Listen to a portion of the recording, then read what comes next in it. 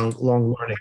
It's not a long learning tonight. Okay, so today's Daf Tzadik Beis. I'm just going to review the Mishnah so that you get pretty much easy what's going on over here. The Mishnah said over here in Daf Peizainam Beis, I believe, Peizainam Beis. Okay, just wait, Steve coming on. Hello, Steve. We just began. Thank you. Hi. Okay. I hope you had a good Shavuos. Okay, here we go. So we just began. So we're talking about a woman whose husband went to another country. Okay. And so she's alone, and they tell her that if somebody comes back and says, oh, by the way, your husband died. So she goes ahead. Now, I'm pointing out when they told her husband died, okay, when they told her husband died, it was one witness. Hi, Louis. We just began. Hi. Yes. So we're talking about over here, the Daf is Daf Tzadik Beis, 92, and Amud Aleph, and we're starting just to review what's going on, what we're talking about. A woman whose husband went to another country, and one aide, very important, one witness comes back and says that, by the way, your husband died. And Vinisas, she goes ahead and gets married based on the testimony of that one witness. But how does Bezdin accept that one witness? So there is a leniency that Bezdin has that they will accept one witness saying that a husband died, but Bezdin has to pronounce that you are permitted to get married. Without Bezdin announcing that she's permitted to get married, she can't get married. She has to, so this is almost like a psak of Bezdin that they're giving her that you're permitted to get married, although there's only one witness. And all Torah, you need two witnesses. One witness is we made a leniency over here. But the Mishnah describes the case that after giving her the leniency and she got married again, all of a sudden her husband showed up. So we restrict her. She can never go back to the original husband. And of course, she has to divorce her new husband because she's an Ashes Ish. And then there's a whole bunch of punishments against her. She lost her ksuba and all sorts of bad things happened to her. Why? Because the lady knows that there's only one witness here. So Bezdin somehow relied even on her research that she's going to investigate on her own to make sure that her husband did indeed die. And if this event happened, then we sort of blame her, and she lost a lot of advantages and things that she had, rights that she had. She loses a lot of rights. Okay. Now, very important point. So let's say a woman gets married, and by accident she sleeps with another man. How is that possible? Let's say she didn't know that this is frowned upon by the Torah, and by accident she sleeps with another man. So then she's chayev to bring a carbon shoykik, like some who's mechalal Shabbos. If you do it by accident, you have to bring a carbon chatas. But here, so the Mishnah says, but here we had an accident. She slept with another man. She turns out her husband was always alive. So what would you tell her? It's an accident, would she be obligated to bring a carbon chatas? So the Mishnah says, Nisis al pi bezdin teitze upetura min ha-carbon. She's not obligated to be a carbon. Why? The answer is because she didn't make this mistake on her own. She had the psak of Bezdin. And since if Bezdin tells you to do something or permits you to do something, so it's not, the Torah says that Bezdin has to bring a carbon, like called a par helam davar shetziba, but you personally do not have to bring a carbon. So that's a clear understanding what's going on. Can I ask a question? I mean, it might sound outlandish, but we do so many things on Tanai. Couldn't the Bezdin say, based on what we just heard, that he is dead, we accept him on the condition he's dead, this new marriage is okay. Beautiful. On the condition that he's not okay, that he really is alive, this Beautiful. One becomes an immediate get, and the original ksuva goes back into effect, or something like that. But you're saying two different things. You're saying a bunch of things. But right. I'm just saying somewhere in between, there should be a tanais so that she doesn't get forbidden. Well, she gets forbidden no matter what. She gets she loses her ksuba and she loses ma'aseh yadayim, she loses peiros. That's because when Bezdin paskin that you can go marry somebody, right? They relied somewhat on her, not just the one witness, that she's going to go ahead and make a couple of phone calls and find out, did my husband indeed die? So Bezdin somehow relied on her. And if she failed in her research, so Bezdin punishes her. That's why they relied even on one witness, because they're somehow relying on her. But the Chiddush, the Mishnah says that she would be potter from a carbon. But wait a second. This is Nisus al Pi Bezdin. She gets divorced. Right? Like we said, she has to get divorced, but she doesn't have to bring a carbon. Now, that is simple because she did it because Bezdin said you're permitted to get married. When Bezdin says you can do something, let's say Bezdin said you can eat a chazer. For whatever reason, they've come up and this is pig. This is not considered a pig, and they said that you're permitted to eat it. And then it turns out it's pig. So then you don't have to bring a carbon because Bezdin gave you the wrong psak. So here, Bezdin gave you the wrong psak, so you're potter from a carbon. So I think what you're trying to say is it's something different over here. So let's begin the Gemara, and let's begin the Gemara. Okay, we're on Daf Tzadik Beis Amud Aleph, and I think this is what you mean to say, Steve, because the Gemara doesn't like the Mishnah. Amar Ze'iri, with 2 lines from the top of Daf Tzadik Beis Amud Aleph. Amar Ze'iri, Ze'iri said, Leisei lemas nisan. We don't hold on the Mishnah. What do you mean you potter from a carbon? Bezdin is just it's a mistake of Bezdin. It's not like Bezdin came up with a new chiddush, a novel idea that you're permitted to get married.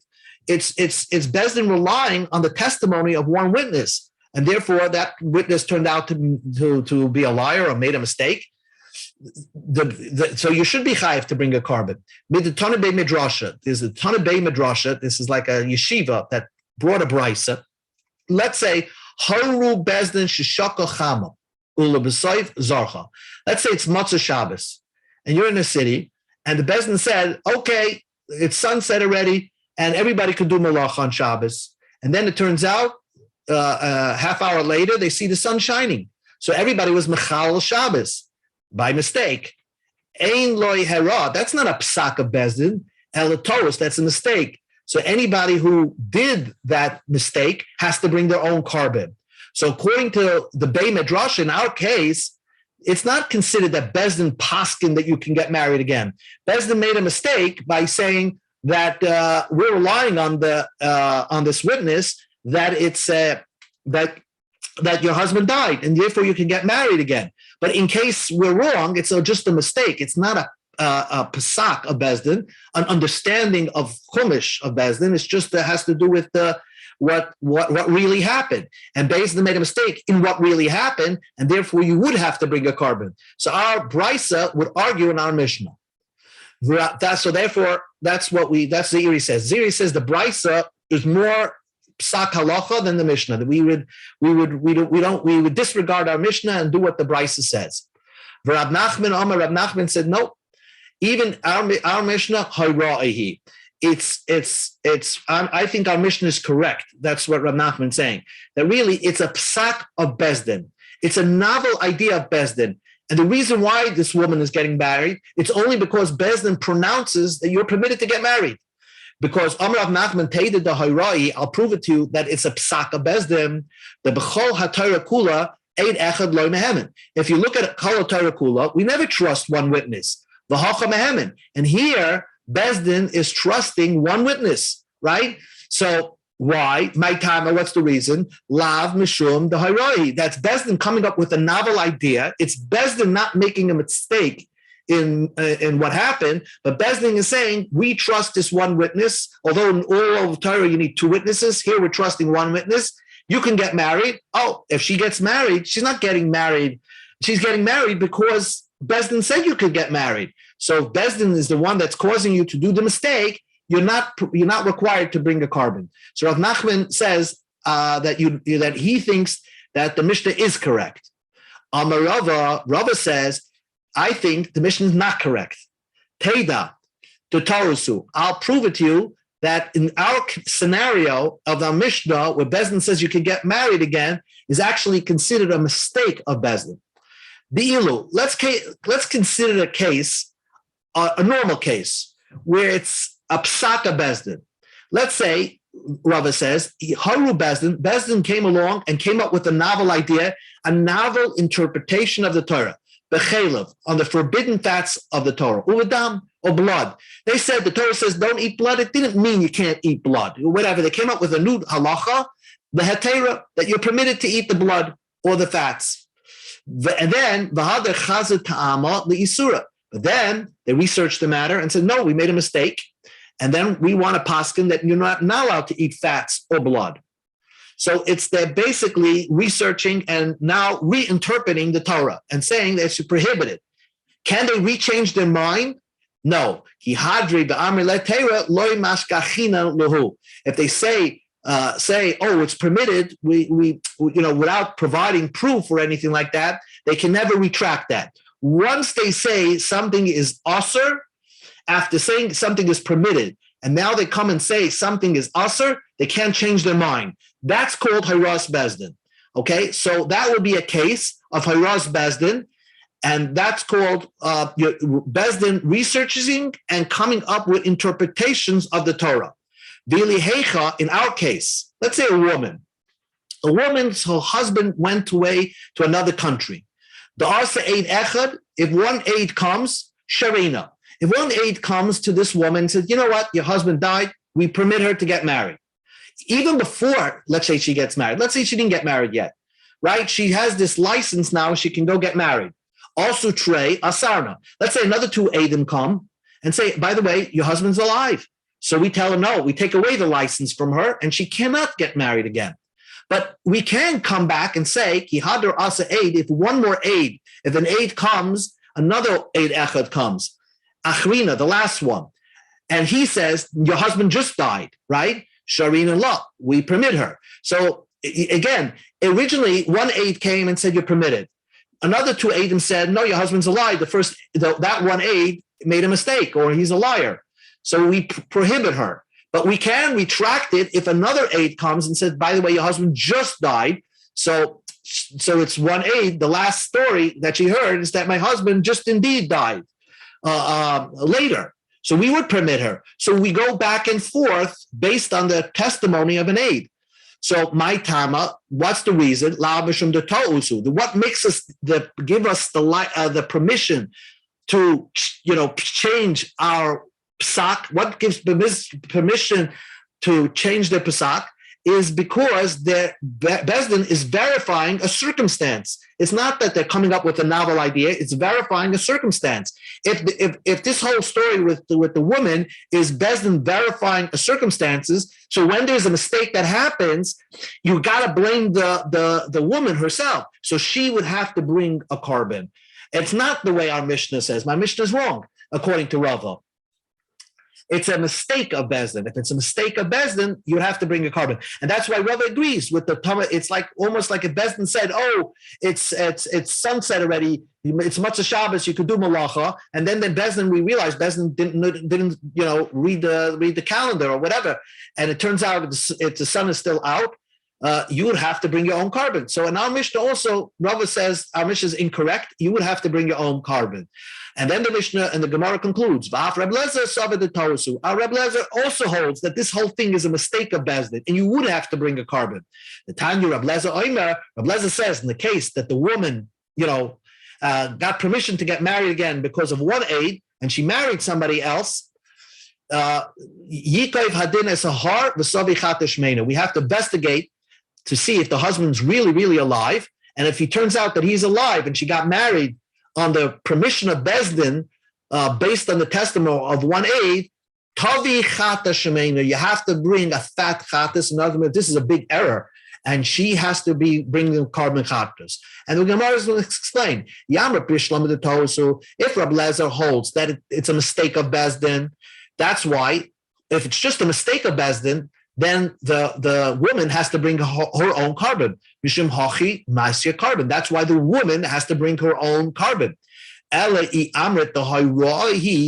going to say that the reason why she's getting married it's not because Bezdin is verifying a circumstance. It's because Bezdin is coming up with a novel understanding and psak of how to deal with women, aguna issues. And therefore, they're poskening she could get married again. So who's taking the onus of responsibility on Bezdin? So Amai Maisi carbon. Why would Rabbi Lezer say you bring a carbon? Answers the Gemara. So therefore, Rabbi Lezer holds it's a tal usu. So Gemara says no. Bedilma kasava Rabbi Lezer. Rabbi Lezer holds really is Bezdin taking the responsibility of allowing her to get married, and they take the onus of responsibility. And really, Bezdin should bring a carbon. But Rabbi Lezer has a unique opinion that even in the Chumash, when the Chumash says that if Bezdin tells you to do something wrong, Bezdin brings the carbon, but also each individual has to bring a carbon. Maybe Rabbi Eliezer holds that opinion also. Maybe Rabbi Eliezer holds Yochid she'aser b'hayra as Bezdin chayev. Maybe Rabbi Eliezer holds that a Yochid that also does according to the psak of Bezdin, the judgment of Bezdin, you also have to bring a carbon. So not only Bezdin brings a carbon, you have to bring a carbon. So the Gemara says that could not be Rabbi Lezer's opinion. In Cain, Ma Yikev Hadin SR. What did Rabbi Lezer said? Investigate the matter further. In other words, why can't Rabbi Lezer say simply, she brings a carbon, and Bezdin will bring a carbon? But Rabbi Lezer said, Yikev Hadin SR, let's investigate the matter firmly, which means he's saying that if we should investigate the matter and decide that there was a mistake here, and therefore the only one that's going to bring a carbon is the woman herself, and Bezdin is pater from bringing a carbon, because Bezdin didn't paskin wrong. It's Bezdin didn't know the circumstance. They were fooled into misinterpreting the circumstance. That's not a call the psak of Bezdin. So that's where we're at, and let's just leave that for now. But basically, our Mishnah says that this woman is not obligated to bring a carbon. And the Gemara seems to imply, most of the Amoraim seem to say that no, that the woman would have to bring a carbon, because Bezdin, it's a mistake of Bezdin, not in psak or interpretation of the Torah, but it's a mistake in Bezdin understanding exactly the metzius, what exactly happened. Did the husband die or did not the husband die? And they relied on one testament, one aid, but that's it. So therefore, according to the way the Gemara is now leaning towards, that she would have to bring her own carbon. Next Gemara. The Mishnah said, I just want to point out to the Mishnah, let's just read the Mishnah for a second. At the end of the Mishnah says, right here on the screen, let's say they gave her the permission. One aide came and Bezdin said, okay, woman, we trust that you're going to investigate the matter further, but we're allowing you to get married. V'holcha v'kilkala. And she went ahead, instead of getting married normally, she did something. Something strange. What the Mishnah doesn't describe what that something strange is. Then chayeves bekarben. Then she's chayev bekarben. Shleitiru elinos. They only gave her permission to marry normally. If she went ahead and got into an illegal marriage, so then that's she didn't rely on Bezdin to get married again in this illegal marriage. Bezdin only gave you the permission to marry normally, not illegally. So let's see what this means. So the Mishnah qualifies itself and says that normally you're pater from a carbon. But if the woman did an illegal thing, then we require her to bring the carbon. My kilkula, what is the illegal thing that she did? Rabbi Eliezer says zinsa, that she actually had an affair with somebody. Remember, she's an Ashes Ish. She's still a married woman, right? Her husband just showed up later. So if she had an affair, not getting married to somebody, that would be a psak, even though that's not what Bezdin told her to do. Bezdin said, you can get married again, but they didn't tell her to go have an affair with somebody. Go get married normally. So if she did that, she didn't follow precise instructions of Bezdin, she would be obligated to bring a carbon. Rabbi Yochanan said, Almona lekoyen gadol. It doesn't mean she had an affair with somebody. She actually got married. She was an almona from a previous marriage, or a grusha, and she got married to a kohen gadol. Grusha v'chalutz lekoyen hedyet, or she was divorced and she got to a kohen hedyet. She made an illegal marriage, right? There she would have to bring a carbon. So that's what the Mishnah means. It's a machlokes in the Gemara. What the Mishnah meant, she messed up. She did something strange. Manda amazinsa, according to the opinion, it says that the mess up means she had an affair with someone. Kolshkein, certainly if she went in Almana Kohen Gadol, she had an illegal marriage, right, where she's an Almana to a Kohen Gadol, she would have to bring her own carbon when the husband shows up again, because Bezdin didn't give her permission to go ahead and make an illegal marriage. Manda Oma Almana LeKohen Gadol, one that says that the Mishnah says that she chayav to bring a carbon if she went and made an illegal marriage, like she was an Almana and she went to a Kohen Gadol, then Aval but she just had an affair. Loy, she would not have to bring carbon because she could always say that Bezdin allowed me to have an affair. Why? My Tamra, because she can say is the Amr Atan, she can say to Bezdin, I didn't rely on myself. You told me that the Shabi saying Penuya that I'm unmarried. You didn't tell me, you gave me the license to tell me that I'm now unmarried. I'm free to marry somebody else, but I'm just like an unmarried woman. So an unmarried woman, okay, so I took you seriously, and I said, I'm unmarried, so I can have an affair with somebody. So I relied on you, Bezdin, and therefore I'm not required to bring the carbon. You're required to bring the carbon. That's what she could say to Bezdin. So again, this is only in understanding the Mishnah, because the Mishnah, in essence, holds that this woman really doesn't have to bring a carbon. But if she didn't get married illegally, or according to some, that she just even hatched an affair with somebody, she would be required to bring a carbon. Tanya, it makes a lot of sense that it really is the onus is on the woman, the Eidim, because all throughout the Pesach is that there's a lot of weight that's given to the Eidim. When we don't have aid, there's only one aid. There's one. I understand that, but in general, aid. When you the Beis Din relies on witnesses for everything, and based on the testimonies, they make the psak. So it would make sense that they rely on the research that the testimony of the Eidim. They do their research as well. They have their knowledge of halacha, and based on that they make their judgment. And if they make a wrong judgment, it's obviously because it's a possibility that the Eidim themselves are either false or didn't do it, or something else is wrong with the Eidim. But it makes a lot of sense that there's a lot of weight given for a witness in general. So that the Mishnah does say that. You see, the Mishnah says that if there are two Eidim, then the onus is not certainly on Bezdin. It's the onus is on the Eidim as the one that caused her to get married. But here we're dealing with one aid. So why should Bezdin listen to one aid when in all Torah we don't believe one aid? So it's symbolic. So really, she just too. What? She's giving a little bit of a testimony as well, isn't she?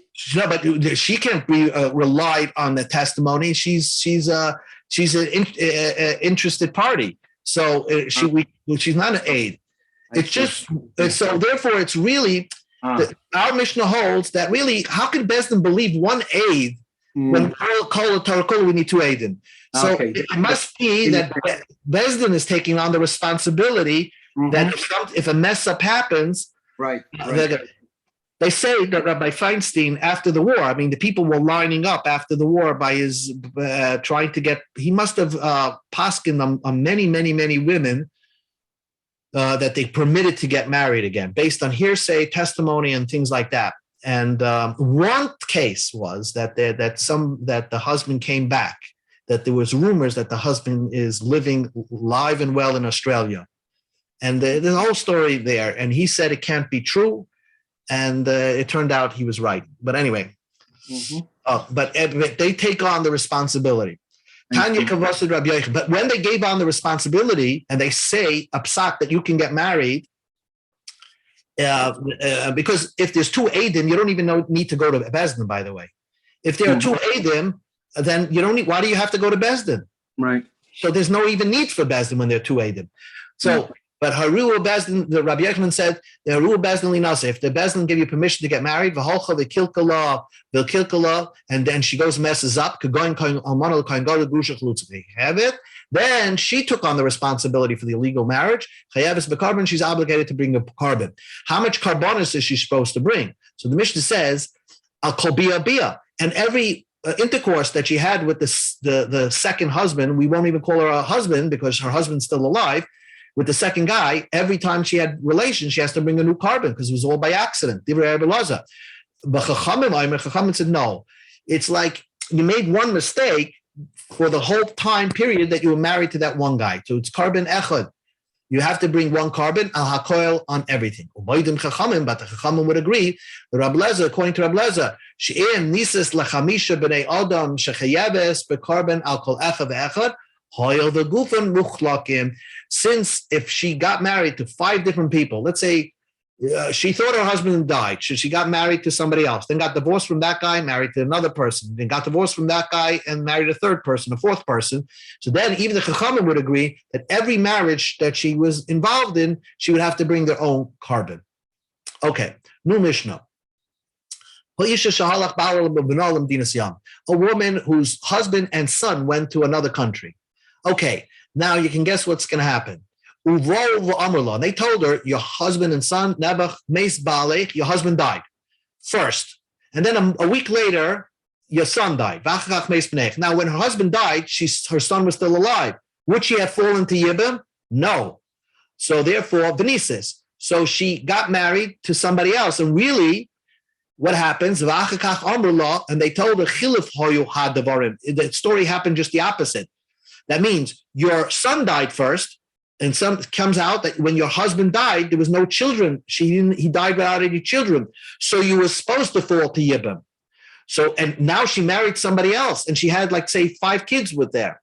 So the Mishnah holds, Tate she has to get out of the second marriage because this marriage, she got married, she's supposed to fall to Yibam, and she's married to somebody else. Any child she had with that person is a mamzer. Because this Mishnah holds like Rabbi Akiva that a woman who's supposed to fall to Yibam, and instead of doing Yibam, she goes ahead and marries somebody else, the child from that relationship, although it's a Chai Lav, really produces a mamza. Next case. Second case. Amr law, they told him, Meis B'nech, your child died, and then your son died. Okay, so they told her that you fall to Yibam. Your son died first, and then your husband died. So therefore, when your husband died, there was no children. Nisyaman, she did do Yibam. She had relations with her brother-in-law. No, that the opposite happened. What was the opposite? That your husband died first, and there was a son alive, and then the son died, and therefore you were not supposed to fall to Yibam. Tate say she gets divorced. Now, really, now she's married to her brother-in-law. So that's a real erva. Both kids are mamzer. Amr law, no matter what kid. Amr law, now here's the third case. Here's a case of no Yibam. So remember this. Amr law, they told him, Meis Balech, your husband died. Benises, and she got married to somebody else. Va'achakach Amr law, they told her, Kayim Hoya, that really he was alive while you married somebody else, but then he died like a month ago or whatever. He died a year into your marriage, he was still around, but then he died. So right now she could remain married because she doesn't have her husband. But when she married the second guy, her husband turns out was still alive. So they'd say she has to divorce the second guy. Va'avla Darishan, the first child she had with this guy is mamzer because her husband was still around. Va'acharain ain't a mamzer, but the kids she had after her husband died, then the kid's not a mamzer. Blue case. Amrullah Meis Ba'ala. They told her your husband died. Okay. Instead of getting married to somebody, she got betrothed to somebody else. Meniskacha. She took a ring from somebody else, and she didn't really get nisuin. And then her husband comes. She's permitted to go back to her husband. Because when did we say that she's usher to go back to her husband? We punish her only if she got married to the second guy. If she just got kedushin to the second guy, so then she's permitted to go back to the first guy, to the original husband. And now, and she doesn't even need a get from the second guy because she only got kedushin from the second guy. Even if the second guy did give her a get, it's a fake get. She didn't really need it. She just goes back to her first husband. She was never really married to the second guy. Azu Dorish Ablozah ben Masya, the Isa Grusha Meisha V'loy Meisha Nisha. A get apostles a woman from marrying a Kohen if she got a get from her husband, but not if she got a get from somebody who's not her husband, in this case, there was no reason for the second guy to give her a get, because it turns out he was not even her husband. So therefore, they would never passel her from a kohen. And therefore, even if her first husband dies and she's an almana, she could still marry another kohen. Gemara discusses my rishon and my achron. What's the first kid? What's the last kid? Rishon is the rishon means before the event, and after the event doesn't matter. Listen, have la mamzers. Just tell me all the children are mamzerim. Answers the Gemara, no. The second part of the Mishnah has to give you a difference between the first kid and the last kid. The last case, the third case in the Mishnah, where they told her, your husband died. Venices, and she got married, right? They told her, your husband died, and she got married. And then they told her, during the first part of your marriage to the second guy, for a while, your husband really was alive. And then the husband died. So then Harishan, there it makes a difference. Harishan, the first kid, mamzer, because her husband was still around, and she's married to a second guy. Her original husband was still around. So the first kid that she has with the second guy is a mamzer. But the second kids that she has with him after we find out for sure that the husband died is not a mamzer.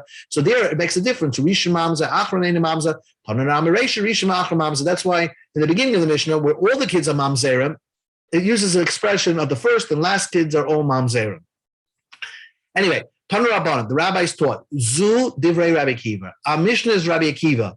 Rabbi Akiva has a novel idea, and they're very important, that a woman who is really supposed to fall to Yibam, and instead of falling to Yibam, she goes ahead and goes marry somebody else, right? So according to Rabbi Akiva, the Kedushin is not effective, and the children are mamzerim. Rabbi Akiva used to say, Ein Kedushin toivsim b'chayei b'lavan. If the Torah gives you a prohibition, then Kedushin doesn't take effect. And if the Kedushin doesn't take effect, that means you're living with a woman that's almost like an erver to you. And therefore, a strange man marrying this woman that's supposed to fall to Yibam, the children of that union is mamzerim. That's the unique opinion of Rabbi Akiva. Our understanding, by the way, is not that way. Our understanding is that the only way to produce a mamzer is if you live with an Eishes Ish, or you live with your sister or your mother. That produces mamzerim, because there's a chayiv misa. Not sure if there's only a chayiv lav, you would produce a mamzer. Rabbi Akiva has a strict interpretation of what produces a mamzer. Chachamim have the opinion, ein mamzer mi yavama. There's no mamzer from the case of Yavama. If Yavama marries somebody out without doing the Yibam process, there's no mamzer over here. So the Gemara just asks the question, what do you mean? Why didn't Chachamim say simply, V'laima ein mamzer mechayev elavin? Why didn't Chachamim say there's no mamzer from a lav? It has to be a chiyat misa. Why do they say ein mamzer mi Yavama? It's only in this case there's no mamzer. Any case where there's a lav. Let's give you an example where there's a lav. If the Torah says you can't marry your father had an affair with somebody, you can't marry that woman. It's not your mother, but it's a nusus of it. So according to the strict interpretation of the Chachamim, since there's no misa, there should be no mamzer there. So any chayver lav, there should be no mamzer.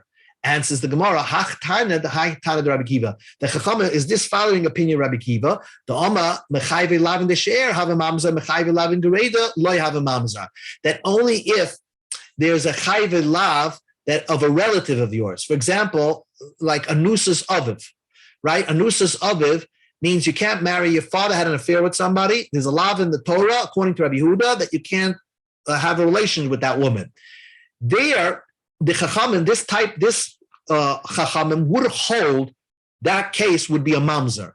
But a regular chayve lav, which does not have nothing to do with a relative of yours. For example, a woman who's supposed to fall to Yibam, and you marry her, so it's a chayve lav, but not because she's a relative of yours. They hold in the Yavama case, it's not a mamzer. In all other cases, chayve lavim would be a mamzer according to the Chachamim. And this Chachamim is an interpretation of what Rabbi Akiva said.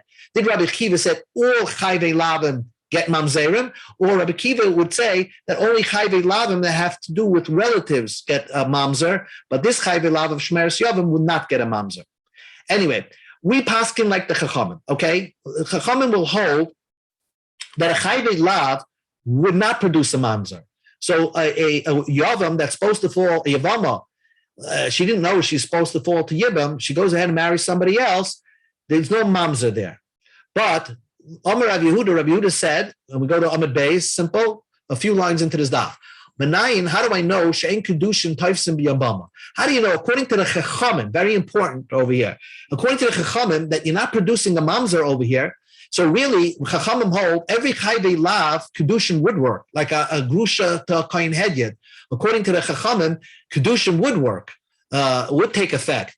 But how do you know? Even the Chachamim would agree that a Yavama l'shuk, a Yavama who marries without doing Yibam first, no kedushin takes place. Why? Shenema, because the pasuk says, "Lo siya eishes amesachusha leizar." The Torah tells you the dead man's wife should not take effect kedushin. Lo siya, it shouldn't be possible that she should be able to get betrothed.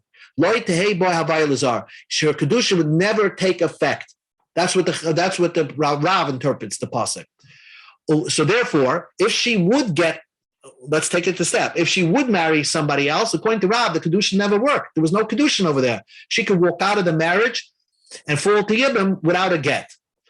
Shmuel Amma bani Yuseinu tzricha get. I think that if she did that and she married somebody else, she wouldn't need a get, because maybe the Torah doesn't mean that. Misapke leila Shmuel, where Shmuel had trying to understand it. Is it telling you that you're not supposed to do it? It's a law, a prohibition not to do it, but not that the Torah is telling you loy see it should not take effect, or either like tafse by kedushin or the asa. Maybe the Torah is telling you even something more, that kedushin does not take effect, and therefore you would not need a get. So according to Shmuel, if she did such a thing, the woman who married somebody else, although she's supposed to fall to Yibam, would require a suffix get. So Omar le Rav Mori Barochel Rav Ashi. Rav Mori Barochel said to Rav Ashi, Hachia memamema halacha kavasi the Shmuel. The halacha remains like Shmuel. Again, a shemeres yavim that's supposed to fall to Yibam decides to marry somebody else, and then we pointed out that she's doing wrong. She needs a get from that person, and then maybe she could go back and do Yibam. Amar Rav Ashi said, Hashta the Amar Meima Hilchasa kavasi the Shmuel. But im Yavama Kohen, let's say the Yavama was a Kohen and she married somebody else in between. So if we're going to tell her that she can get a get and go back and do Yibam now, he won't be able to do Yibam because she's now a Gerusha. So then we tell the Kohen, the Yavam, to do Chalitza to her, and V'shayila, we let her stay with the second husband, because the one that she married, she ended up marrying. So therefore, that's it. So the Gemara said, "Itagure itgar." Are we going to let her, be in kein matzinus chaytanissa? I'm going to give her rewards for doing that? How did she know? How come she just married somebody strange guy without investigating? Maybe her husband had a brother and she was supposed to get Yibam. So why don't we punish her and tell her that she cannot stay with the second guy? So that's Gemara says that. Ella, we do that. If the Yavama is a Yisrael, that means that her former husband's brother was a Yisrael, not a Kohen. Then we tell her the person that she ended up marrying, Noisim Losheni get. He has to give her a get, and now she goes back and falls to Yibam. The Hutrulain, she's permitted to do Yibam with the guy. One more piece, and then we'll stop. Amarav Gidel, Amarav Chia, Bar Yosef, Amarav. Here is again a statement in the name of Rav. Rav said in the beginning on the page that kedushin doesn't work by Yavama. It doesn't work, but kedushin doesn't take effect. So if you do kedushin, so Rav Gidel said in the name of Rav, Yavama kedushin ein ba. Kedushin doesn't take effect, but nisuin yesh ba. But if you married her, then it's an effective marriage. If you have a shemeres yavam that got married to somebody else, then it does take effect. So the Gemara says that makes absolutely no sense. Kedushin ein ba. If Rav holds that kedushin doesn't work, certainly nisuin ein ba. You can't do, marriage would not work. If kedushin is not going to work, marriage is not going to work. So Ema, we have to change what Rav said. Kedushin v'nesuin ein ba. Kedushin and nesuin. There's no kedushin and nesuin taking effect. The shemeres yavam that married somebody else, she could just walk out of the whole situation and fall to Yibam. The Ibai Sema, if you want, I can tell you, my nesuin yesh ba biznus. The That means that if she did end up getting and having relations with somebody, then she would not be able to go back and have yibam again. Because there's a statement of Rabbi Nuna that just like a regular marriage, if the wife does nus, she can't remain with her husband. We say a shemeres yavam, a person is supposed to have yibam done to her, and she does nus, she's not permitted to go do yibam after that. If she had an intercourse with somebody else, then she can't fall to yibam. And that's what Rabbi said. Only if kedushin, only if she did kedushin with somebody else, then she could fall to yibam. But if she did Nisuin, then she's a Zaina, and she cannot, and therefore she would be also to the Yavama. And one last teretz is, if you want, I could tell you, that even if she got married, I could tell you it's dealing with get. And really, we require a get if she got married. Kedushin ain't ba. There's no kedushin, but Nisuin, if she did kedushin, she goes back to the oven without a get. But Nisuin, yeshba, if she did marriage, then she would require a get. Why? Because this looks like a situation of another case. We say in a case with a woman whose husband went to Medina Siyam and she married somebody else, right? And now they told her, and her husband showed up, she needs a get from both of them, even though she's not technically married to the other person. But for what Chazal required a get from the second guy, so people shouldn't think they could walk out of a marriage without a get. So same thing, if she's Shemeres Yavam, she was supposed to fall to Yimbam. She's not really married. She just had a bond to somebody, but she married somebody else. If she actually had relations and they had a whole marriage, so then we don't let her leave without having a get, a symbolic get, because we don't want people to think that you could just abolish marriages and walk out without get. So that's the whole story over here. We'll discuss it more tomorrow, Be'ezus Hashem. Okay.